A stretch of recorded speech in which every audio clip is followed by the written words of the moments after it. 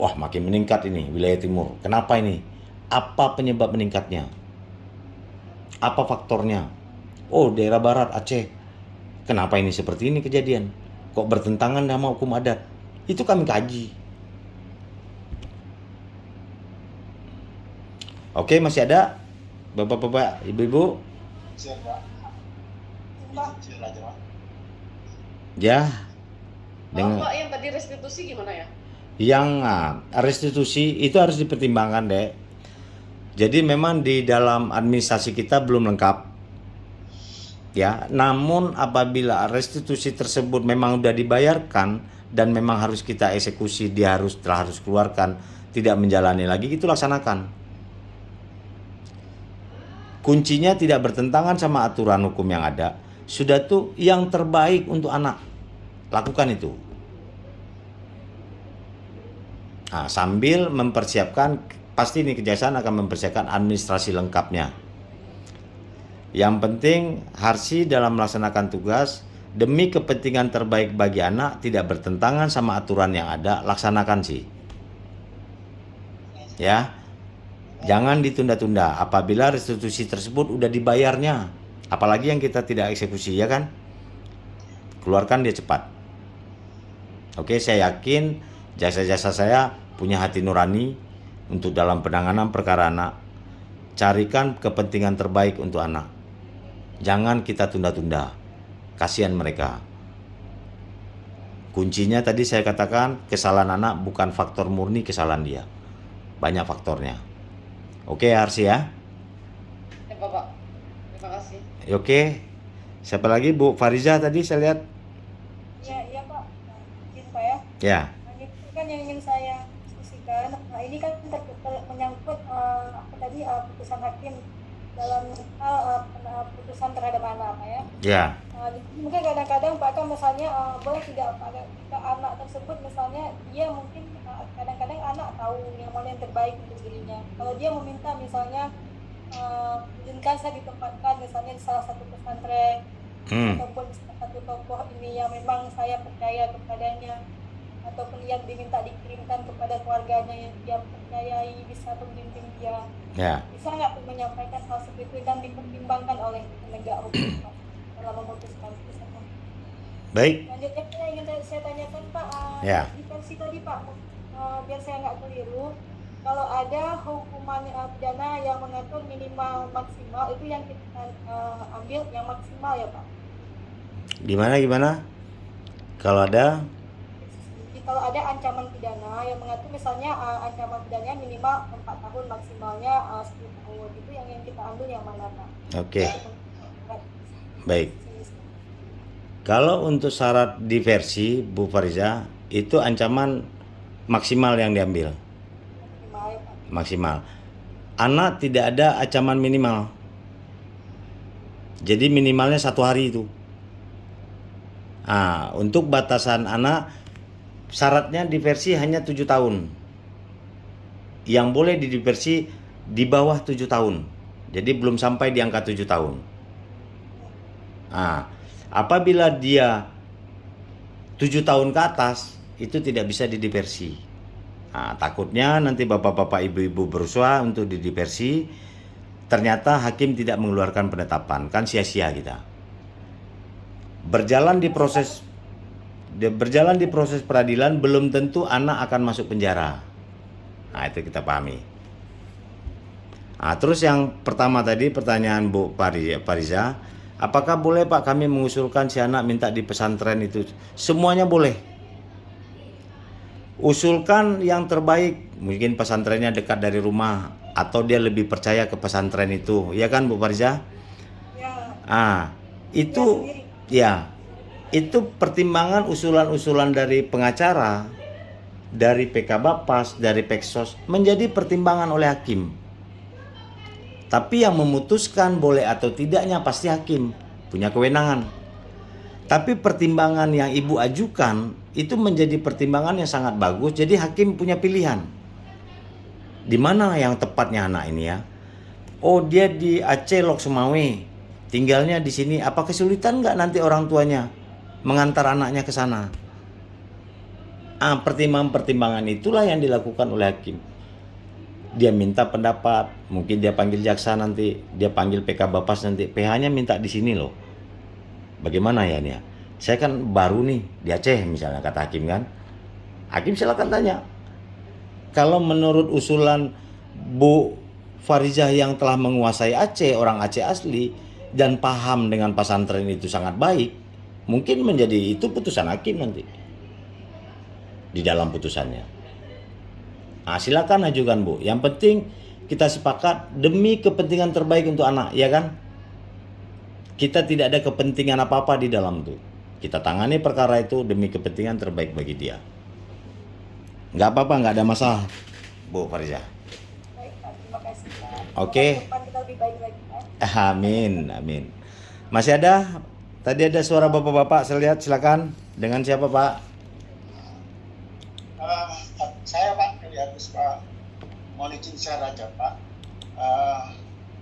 Pak, menurut pengaman kami Pak yang tahapan ini sudah melampaui Pak. Jadi tahapan-tahapan seperti ini sudah pernah kami lampaui Pak. Ya, meskipun masih Pak, ada kekurangan sana sini, tapi Pak, pada sore hari ini kami mendapat pencerahan dari Pak An Pak ya. Ya. Betapa pentingnya Pak, SPPA ini berlaku untuk di wilayah kami Pak. Jadi memang masalah anak memang masalah yang rumit Pak. Kadang-kadang juga harus melibatkan hati nurani kita juga dan seni kita bagaimana untuk menyelesaikan. Saya teringat Pak ada slogan yang dulu yang pernah saya baca Pak, yang berbunyi bahwa penjara bukan tempat yang baik. Saya rasa sore hari ini kita harus buatkan lagi Pak, dimantapkan lagi untuk aktif di bidang anak. Iya. Baik, terima kasih Pak Gus memberikan masukan gambaran bagi kami yang muda-muda ini Pak Gus. Saya berpikir untuk penanganan perkara anak harus memang mempunyai hati nurani kita Pak. Hati yang penuh sayang terhadap anak itu. Kita tidak boleh menyamakan penanganan ketika saya selaku jaksa dulu memegang perkara orang dewasa dengan menyamakan dengan saya ketika saya pegang perkara anak. Itu berbeda. Ketika orang dewasa kita melihat kesadisan dia melakukan tindak pidana, itu dimasuk di akal kita, ini kok harus aku balas dengan balas yang setimpal. Kan gitu Pak. Namun ketika kita menangani perkara anak, mindset kita rubah. Ini tidak bisa aku balas anak yang setimpal ini. Nah itu yang saya katakan tadi, faktor kesalahan dia banyak faktor saya bilang. Mungkin saya sendiri selaku orang tua punya kesalahan terhadap anak. Kita kembalikan ke jati diri kita kan Pak. Wah, kenapa anak ini jadi brutal begini ya? Sekarang kan kita lihat tawuran nih Pak.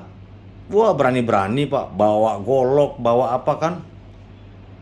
Faktornya banyak, karena kontrol orang tua kurang. Masa anak jam 11 malam gak pulang gak dicari? Ternyata dia ngapain di luar? Minum-minum kah? Ada berantem dengan geng kah? Aku orang hebat, aku bawa ini dari rumahku, bangga. Tapi seorang orang tua gak sadar nih, enak tidur di rumah, anaknya jam 11, jam 12 belum pulang gak dicari.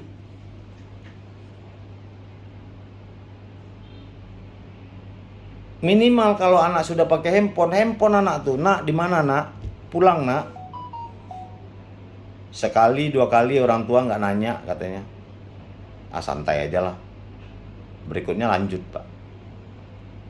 Nah, apakah kita dalam menangani perkara anak yang bapak-bapak ibu-ibu yang ikut diklat dari hukum dan HAM ini, ada polisinya, ada jaksanya, ada hakimnya, ada peksosnya, ada PK Bapasnya, ada pengacaranya yang terlibat kita di dalam ini, akan memberikan pembalasan yang setimpal pula atas bukan kesalahan dia murni. Itulah yang saya pertimbangkan, saya inginkan bapak-bapak ibu-ibu kita betul-betul memberikan tuntutan, memberikan putusan, menyelesaikan perkara anak ini, betul-betul memiliki bagaimana anak ini berubah dan menjadi baik ke depannya. Nah, saya yakin dalam diklat ini kita udah berubah mindset kita. Ego sektoral kita lepaskan, duduk bersama, carikan solusi. PK Bapak silakan kontak jaksa, jangan malu-malu. Telepon jaksanya, telepon hakimnya, bukan mengintervensi, tetapi mencarikan solusi farmasi yang terbaik untuk anak. Nah, kalau itu kita udah duduk bisa bersama, lakukan coffee morning biasa itu. Minta jasa traktir. Bu jasa traktir dong, kami kopi morning saat ini. Oh, di mana? Nanti minta Pak Hakim, Bu Hakim, kopi morning di sini gantian. Apakah kalau untuk membicarakan itu tidak apa di luar, Pak. Tapi kalau mendiversi itu wajib hukumnya di kantor.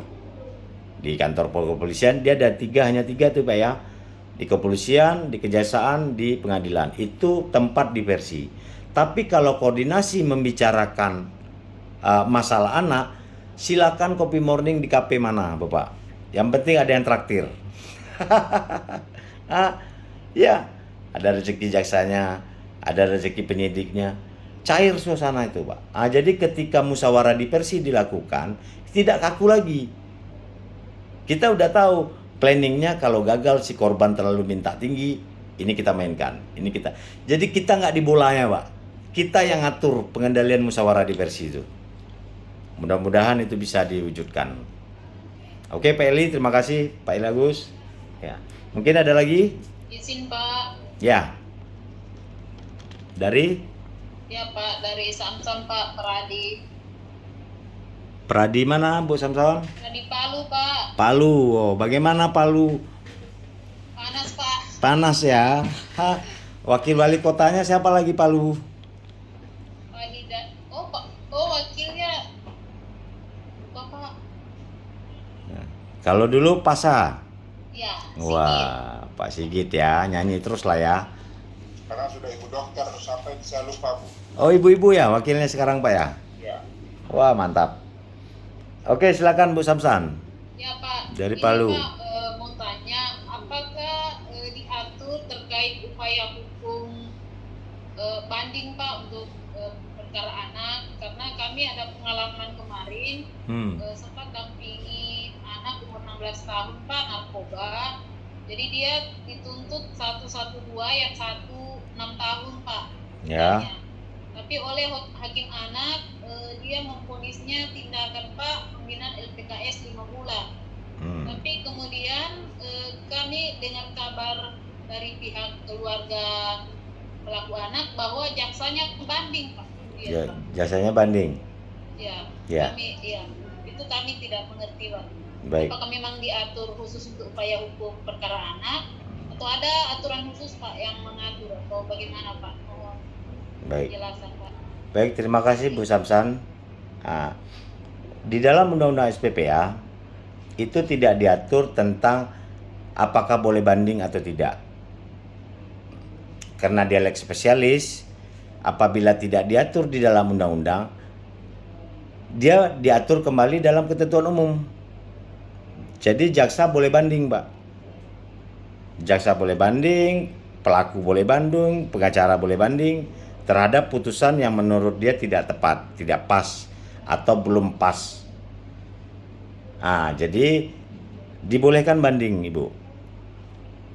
Dibolehkan banding oleh beberapa pihak dan tidak diatur di dalam ketentuan Undang SPPA bahwa perkara anak tidak boleh banding. Itu tidak diatur. Kembali ke ketentuan umum. Kembali ke ketentuan umum, Bu Samsan. Terima kasih Pak. Oke, terima kasih. Oke, baik. Ada lagi? Sedikit, Pak. Oke, Pak Eli silakan. Saya ini, Pak. Oh. Jadi tertarik dengan Ini Pak Johannes. Johannes, Pak. Johannes dari mana, Pak? KPN Palu, Pak. Oh, siap. Siapa, Pak? Nah, ini tentunya nanti kan saya juga menularkan ke teman-teman hakim anggota saya. Ya. Nah, ini ada Bapak tadi punya sebetulnya menarik sekali Pak. Jadi karena sistem peradilan bukan sebuah pembalasan, maka akhirnya kita merubah pertimbangan Pak ya, dari dengan demikian pidana yang dijatuhkan kepada terdakwa kepada anak pelaku dianggap setimpal dan adil. Itu harus dihilangkan Pak ya. Betul. Kita tidak lagi, karena itu bukan lagi setimpal, berarti kita yang setimpal sesuai itu dihindari ya Pak ya. Iya, iya. Nah berikutnya Pak, ini berkaitan dengan pidana pasal 71. Nah ini di pidana pokok itu misalnya pidana pokok dan pidana tambahan. Tadi penjelasan Bapak bahwa pidana tambahan itu tidak bisa dijatuhkan berdiri sendiri tanpa pidana pokok. Betul. Nah berarti kalau saya misalnya menjatuhkan pidana pokok yaitu peringatan, dan pidana tambahan itu pemenuhan kewajiban adat. Nah ini agak repot di daerah-daerah adat tertentu Pak. Kewajiban adat itu kadang-kala lebih berat daripada pidana pokok yang kita punya Pak. Betul Pak. Tentu saja membayar denda adat seperti DNTD bayar babi 1 ekor. Nah Iya. itu harga babi kan berapa Pak? Mahal sekali contohnya itu Pak.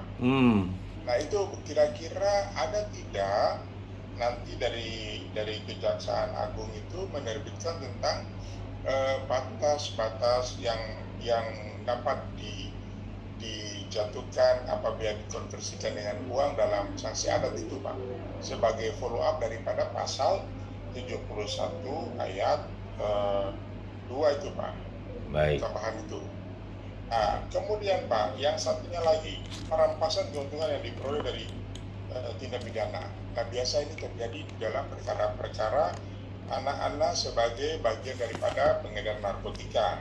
Nah, ini biasanya merampas mereka punya. Tetapi ini dalam keseharian ini Pak, kadang-kala anak-anak yang di bawah 14-15 tahun ini Pak, ini kadang-kala menjadikan ini sebagai mata pencarian, atau bukan mata pencarian sih. Jadi ada disuruh oleh orang dewasa dikasih duit. Nah, apakah duit ini dianggap sebagai keuntungan dari perolehan tindak pidana, ataukah ya macam mana Pak? Memang betul bahwa saya tahu bahwa ada teori yang menyatakan bahwa nobody should benefit from crime, tidak boleh seorang pun memperoleh keuntungan dari sebuah kejahatan. Akan tetapi ini ketika anak ini dirampas kemudian diberikan pembinaan dalam lembaga begitu Pak. Ini apa dampak psikologi sepanjang, artinya Bapak yang lebih concern di bidang ini, sepanjang pengalaman Bapak secara empirikal, apakah sudah pernah ada kondisi-kondisi ini terjadi dan mempengaruhi jiwa anak ketika pasal 71 ayat 2A itu diterapkan? Mohon mungkin Bapak berbagi dengan kami. Terima kasih Pak. Baik, terima kasih Pak Johannes, Ketua PN Palu ya Pak ya. Iya Pak. Jadi memang Pak, dalam ketentuan undang-undang ini pemenuhan hukuman adat itu tambahan dia harus sejalan Pak. Pertama, pidana pokoknya harus kita jatuhkan dulu. Iya. Pidana tambahan ada 2, pemenuhan adat sama perampasan harta hasil dari keuntungan dari kejahatan tersebut. Hanya 2 itu. Ketika Bapak jatuhi hukuman pidana pokoknya, misalnya pidana peringatan ya kan Pak, Iya. ternyata di situ anak ini melanggar ada ketentuan adat. Iya. Dari mana Bapak akan tahu ada dia melanggar ketentuan adat? Pertama pasti dari tuntutan jaksa itu Pak. Iya. Mungkin belum sampai ke Bapak selaku putusan hakim akan menerapkan hukuman adat. Dari mana jaksa akan tahu ada pemenuhan hukum adat yang dilanggarnya? Biasanya Pak, ketika anak berperkara itu, tokoh adat itu datang ke jaksa langsung Pak. Atau datang ke penyidik langsung. Ini si anak kelakuannya melanggar ketentuan adat kami, ribut ini masyarakat adat. Disitulah PK Bapas dan mulai di dalam litmasnya menyebutkan ini ada pemenuhan hukuman adat ini. Pak, saya bisa tambah sedikit mungkin biar jadi referensi faktual Pak ya. Siap. Iya, Nah, Pak. ketika saya tugas di NTT itu ada ternyata mencuri. Hmm. Anak itu bersama dengan orang dewasa mencuri gong adat Pak, yang di rumah adat, gong Ya. yang disimpan di rumah adat. Oke. Nah, setelah kan otomatis kan itu kepada data ada persyaratan, tapi memang itu tidak kita putuskan, tapi ini berkaitan dengan ada pasal ancaman yang ini, jadi saya koneksikan dia gitu saja sebagai sebuah gambaran, siapa tahu kita menemukan hal demikian di kemudian hari. Iya. Nah, kemudian ada salah satu aturan adat di mana mereka harus memulihkan kondisi gong itu sebagai adat sepanjangan leluhur mana mereka, jadi mereka harus ada buat adat. Hmm. Nah, harus buat adat ini ya, kemudian yang disebut sebagai, saya teringat ini denda adat ini Pak. Nah, bisa denda adat itu kan sana mahal, contohnya Tinggi ya, babi ya. arak-arakan agar supaya gong adat itu harus dipotong sapi 1 ekor dan babi 1 ekor dan ayam sekian ekor. Besar biayanya Pak ya. Repot Pak, ini jadi kira-kira, makanya saya tanya gini, kira-kira dari Kejagung nanti menerbitkan Iya, aturan. toleransi yang bagaimana untuk denda adat itu Pak. Iya. Makasih Pak. Baik Pak Johannes. Jadi gini Pak Johannes, ketika jaksa akan menuntut adanya pemenuhan hukum adat, itu jaksa tersebut harus mengetahui dulu apa sanksinya. Dia diskusi dulu Pak dengan pemuka adat tersebut, dengan tokoh adat tersebut. Jangan hanya semua permintaan adat itu dikabulkan atau masukkan dalam tuntutan jaksa. Nah, itulah makanya membahayakan nggak kepada kesehatannya atau membahayakan nggak kepada keuangan keluarganya. Percuma orang dituntut tetapi dia tidak bisa menyelesaikan. Nah, jaksa harus paham dulu itu. Nanti ketika jaksa udah paham itu, dia berani mengajukan tuntutan tambahan itu Pak. Itu pun jaksa yang hebatnya dia langsung koordinasi sama hakim Pak. Sebelum rentutnya itu di ACC. Bicarakan dulu sama hakimnya. Misalnya Pak Johannes selaku ketua PN-nya memegang perkara itu langsung misalnya kan. Pak Johannes mungkin akan menerima langkah jaksa itu koordinasi, Pak saya mau lapor Pak Kajari pesan ini. Atau kasih pidum begini Pak, masyarakat adat udah ngamuk Pak di bawah. Kita melihat nih riak masyarakat adat, ya kan Pak? Apa langkah kita Pak? Dia harus cari kerbau, cari babi, cari ayam. Biayanya ini anak nggak sanggup Pak. Saya selaku eksekutor nanti bagaimana menghadirkan ke tokoh masyarakat Pak? Apa nggak dicincang ini anak ini nanti? Pertimbangan-pertimbangan itulah Pak yang perlu dikoordinasikan dengan baik. Mungkin dengan jaksanya yang masih muda, Pak Johannes selaku ketua PN di situ, mungkin suara Pak Johannes mungkin lebih didengar oleh tokoh masyarakat. Undang mereka Pak.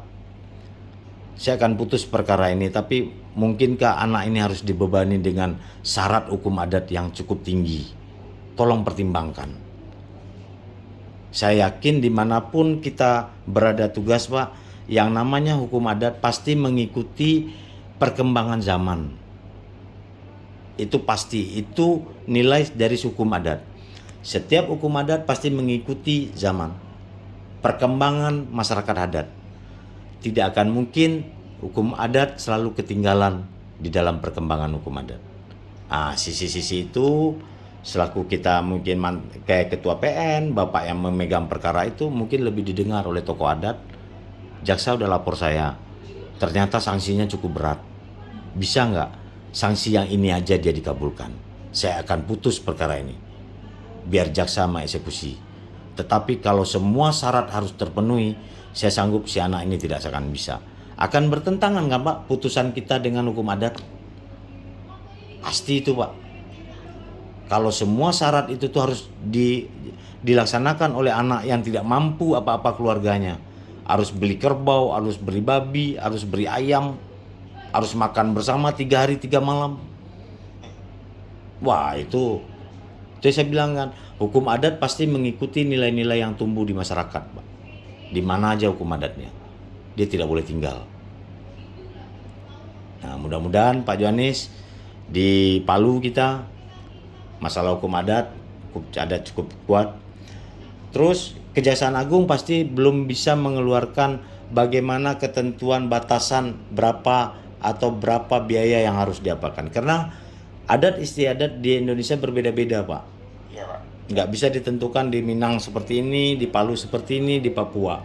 Namun pasti Kejaksaan Agung memberikan kepada jajarannya untuk mencermati bagaimana perkembangan adat ketika kamu tugas di sana. Nah, cepat harus menyesuaikan itu, Pak. Harma humanis dan harus mengedepankan hati nurani, itu perintah pimpinan. Karena humanis dan hati nurani itu tidak ada di dalam buku, kata beliau, Pak. Memang betul, Pak. Itu tidak ada di diklat PPJ, di diklat jaksa itu nggak ada. Tetapi adanya di dalam hati kita. Ketika kita melaksanakan di lapangan, ambillah sikap dengan penuh dengan hati nurani. Jadi kalau saya dulu Pak sebagai jaksa, kalau waktu itu masih sidang-sidang itu tuh Pak, di Tanjung Pinang, di Tanjung Balai, Tanjung itu. Hakim itu sama saya anggap sebagai orang tua saya, Pak, tempat saya mengadu. Ketika hati nurani saya mau menuntut, 3 hari sebelum saya tuntut, apalagi tuntutan hukuman mati, hukuman 15 tahun, itu nggak tidur mata saya, Pak. 3 hari sebelum saya tuntut, saya ajukan rentut, nggak tidur saya. Bagaimana saya bisa tidur tenang? Saya bertanya dulu Pak ke majelisnya, ke ketua hakimnya, hakim ketuanya, Pak. Pak, aku nggak tidur nih, Pak. Berapa bagus kita tuntut ya, Pak. Hakim bingung. Kok nuntut nanya sama kami? Kami kan hanya putus. Itulah Pak, minta kekuatan kepada orang tua karena kami hanya bisa menuntut. Hakimlah yang menentukan betul nggak tuntutan Anda atau tidak penilaiannya. Nah, itu saya sering lakukan. Saya sharing, nggak malu saya bertanya. Terus nanti saya mungkin akan bicara, Anjaya sampai Kajari ditanya, kamu kok nuntut dia 15 tahun kenapa? Saya udah sharing Pak, saya sharing sama hakim, kayaknya memang 15 tahun yang pas Pak. Jadi telepati kita pun udah sama-sama sejalan. Yakinlah hakim Kajari langsung meneken, setuju rentut 15 tahun. Enak kan Pak dalam kerja kita seperti itu? Keraguan-raguan kita diyakinkan oleh si pemutus perkara. Mungkin hakim menilai ini harus bebas Pak Anjaya. Saya harus balik lagi ke kantor. Pak kayaknya bebas nih Pak. Karena menurut hakim sisi yang dilihat ini Pak. Menjadi pertimbangan. Nggak menutup kemungkinan. Kajari juga kopi morning sama ketua PN. Atau duduk kopi di mana. Pak masa bebas juga. Pertimbangan ini. Bukan intervensi atau dia, tetapi mencari formasi yang paling bagus. Iya enggak Pak Janis? Betul sekali, Bro. Mudah-mudahan jasa-jasa yang baru-baru yang masih muda-muda itu juga dilakukan. Jadikan itu orang tua kita. Jangan malu. Hakim itu. Jadikan partner kita pengacara, bukan musuh kita. Kita mencarikan formasi yang terbaik. PK Bapas begitu juga. Pertimbangan PK Bapas mungkin lebih tajam dari kita karena dia yang ketemu si anak itu langsung. Dia berbicara sama orang tuanya langsung. Pertimbangkan itu semua. Koordinasikan yang baik, lepaskan ego sektoral kita ketika kita berbicara tentang anak. Saya yakin semuanya clear Pak, nggak ada yang nggak clear. Oke, baik. Masih ada? Kami dari Palu Pak sudah mulai ancang-ancang kalau boleh habis pendidikan ini, pelatihan ini kita mau mencoba untuk kopi morning untuk menyatukan antara pengadilan, kejaksaan, Polres. terus dengan Bapas, Lansos, itu semua Pak. Kalau boleh supaya ya selama ini kan memang kita ini berada pada ego sektoral sendiri Pak. Betul. Ini di SPPA ini merubah tatanan. Karena selama ini kan kalau kita mau berkoordinasi soal seperti yang Bapak kabarkan tadi itu, seolah-olah kita itu ada 2 kemungkinan. Kita sangat kompromistis atau kita melacur jabatan untuk sebuah, padahal memang karena tujuan utama adalah kepentingan terbaik untuk anak, maka otomatis kita kan harus mencairkan seluruh ego sektoral seperti itu Pak. Kami sudah coba-coba bicara untuk itu Pak. Mohon dukungan Pak ya. Siap Pak Yanis. Pasti kami dukung. Apa di kendala misalnya di kejaksaan saya mungkin berupaya untuk akan masuk. Kalau misalnya memang apa, tapi Kajari di Palu itu mantap nanti Pak. Pokoknya ya, buka dulu. Iya. Bapak buka dulu, Bapak lah gongnya. Karena baru keluar dari sini, Bapak di jabatan ketua PN-nya, Pak. Bapak mungkin nanti hasil dari itu, Pak, bisa dibawakan apa kekurangan kita, kelemahan kita bawa ke tingkat wali kotanya, Pak. Ajak duduk bersama wali kotanya. Kalau perlu bawa ke tingkat provinsi nanti, Pak. Di provinsi lagi nanti. Saya yakin itu bisa dilaksanakan dengan niat yang baik, Pak Yohanes. Iya Pak, makasih Pak. Baik, oke, saya rasa cukup. Udah jam 3:30. Pak. Ibu-ibu, 4:30 di sini Pak. udah 4:30 di situ kan, Pak? Ya, kami jam bulan puasa itu jam 3. Jam 3, betul sama kita, Pak. Ketentuan ASN jam 3. Berarti Pak Yohanes buka dengan buka puasa. Nah, nanti kapan-kapan saya diundang ke Palu, Pak Yohanes. Insya Allah kapan-kapan Pak. Ya. Kita kumpul. Oke, baik. Saya cukupkan di sini. Saya harapkan harapan kami sebagai trainer dapat disambut baik oleh seluruh pelopor-pelopor 30 orang peserta di kelas 67 ini di Hukum dan HAM. Saya yakin dengan niat yang sama, semangat yang sama, kepedulian yang sama dalam menangani perkara anak. Nggak ada yang sulit. Nggak ada LPKA, nggak ada LPKS, nggak ada solusinya. Tapi dengan cara hilangkan ego sektoral, duduk bersama, sudah tuh dengan semangat yang sama. Baik, terima kasih Bapak-Bapak Ibu-Ibu, sampai sore ini masih semangat semuanya. Saya bangga. Semoga selaku pelopor Bapak-Bapak Ibu-Ibu dapat melaksanakan tugas dengan baik di lapangan. Wabillahi taufiq wal hidayah. Wassalamualaikum warahmatullahi wabarakatuh. Waalaikumsalam warahmatullahi wabarakatuh. Baik, terima kasih Bapak Hanjaya atas paparannya, sangat menggugah hati semua para peserta, termasuk saya sendiri, dari hasil studi kasus sampai dengan diskusi. Semoga kita semua para pejuang ABH terlaksana dari hasil pembelajaran ini, terutama Pak Jo ya yang punya cita-cita untuk menyatukan semua ABH di wilayah Palu. Terima kasih Pak Jo. Kalau misalkan nanti mohon izin bisa diliput ya Pak ya, supaya nanti menjadikan contoh yang baik untuk APH yang lain dan di wilayah yang lain. Demikian Pak Jo pesan kami dari BPSDM, dan ketika nanti ada kendala sangat kami membuka diskusi untuk narasumber yang bisa mungkin dihubungi gitu Pak. Ya, siap Pak. Ya, makasih Pak. Sama-sama. Baik, kita tutup. Silakan laporannya Bapak Ibu yang bertugas. Bu Ros. Ya Pak, siap. Ya, baik. Mohon perhatian. Duduk siap, gerak. Lapor pada sore hari ini pembelajaran telah dilaksanakan. Laporan selesai. Baik, terima kasih. Selamat istirahat. Semoga kegiatan berikutnya dapat dilaksanakan dengan baik. Terima kasih. Bubarkan. Bubarkan. Sebelum mengakhiri pembelajaran, marilah kita berdoa menurut agama dan kepercayaan kita masing-masing. Doa dimulai.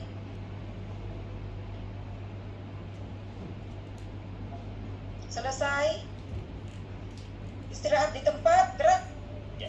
Terima Terima kasih. kasih. Terima kasih Pak Hanjaya. Terima kasih semuanya. Terima kasih Bapak. Oke, terima kasih. Ya, sama-sama. Assalamualaikum. Waalaikumsalam. Izin saya live ya.